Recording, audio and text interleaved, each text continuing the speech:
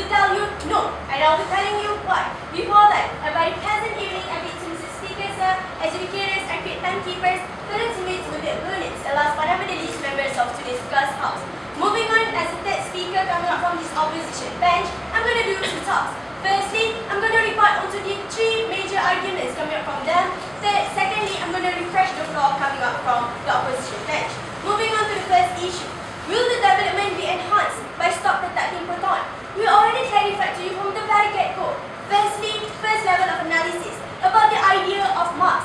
How we're supporting mass to the extent of 40 years before mass become the semi-privatized company. Because we consider to the idea that mass has a higher potential to move forward and even has a very famous name in the society. And right now, ladies and gentlemen, even in United States of America, Chevron and ExxonMobil is already stable state. However, why the US government still subsidize these oil companies? Because this government acknowledge that their economy is fully dependent onto this oil industry. Same goes to this ladies and gentlemen. Secondly, this is what happened. If you say that you want to remove the subsidies from these people, what will happen is that right now, there is no support from the government. This is what happened. This is what happening to the government of Indonesia.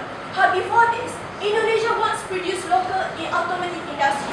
However, the moment the government removes the subsidies, it hampers the industry even more. As the demand goes down and the price goes up. Why? Because they want to fulfill the money that they need for maintenance, the resources for them to produce this car. Therefore, the price goes up. So when the price goes up, people cannot buy these cars. Acknowledge that people in Indonesia, they are not at the state just like the American, just like the UK, the British. They do not have that social economic policy that make them manage to buy these cars. Same goes to our country. The moment we remove this subsidy, it will hamper our society as a whole. What will happen? It will push away the moderates. The moderates cannot afford to buy any, even local cars or even the foreign cars. What will happen? It will disrupt the mobility of these people, and we do not want this to happen. Would you dare to see a lot of people out there do not have a car? We say we do not want it to happen that way. Before that speaker, yes. Yes or no? Even if proton dies away, you have Pro 2 maybe, which the moderate people can buy. Moving on to that, why do the government has collective responsibility to support proton? Because at the first place, proton has been established because we want to promote to the world that we are able to have some sort of local automotive industry for us to be famous out there, for people to even agree to us that we have a stable economic policy, that people can invest more to our society. It causes a healthy economic cycle in our society. That's why we believe in that.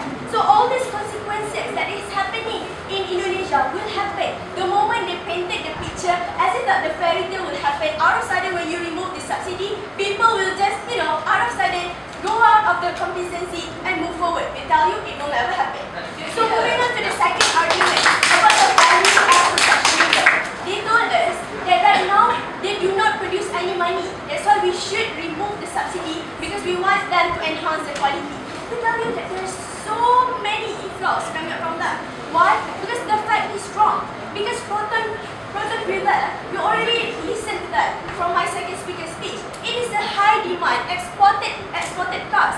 Proton produced that car to compete the demand in United Kingdom. And we tell you that this car really has high demand from British. And we tell you because of this thing, it is already proven that proton can move forward. But the proton can only move forward with the support from the government. That's why we don't dare to remove any subsidy. Secondly, this protection money is used for us to cater the problem of resources, to cater the problem of maintenance, just like what I told you before. And secondly, moving on to the third argument, what is the other possibility that will be happening if we remove the subsidy? Right now, the government already has share, 50% share in this proton. The moment you take away the subsidy, every decision will be under the decision of the proton board members. And we tell you this is so bad. Why? Because by the end of the day, proton will have to find money from the private investors to solve this problem, and because they are lacking of money. So who are these private investors? Those who are able to buy shares, those who are wealthy, those who are rich. And we tell you, the moment the board members would want to do this thing, they will do everything possible to keep up with the interest of these board members. And this thing will ensure the continuous of money flow, just like what my second speaker had already clarified to you.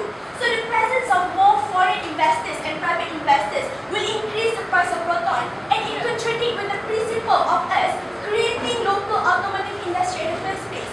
Before I'm moving on to the basic principle, yes, Faisal. Ma'am, if quality is something private investors and local people want,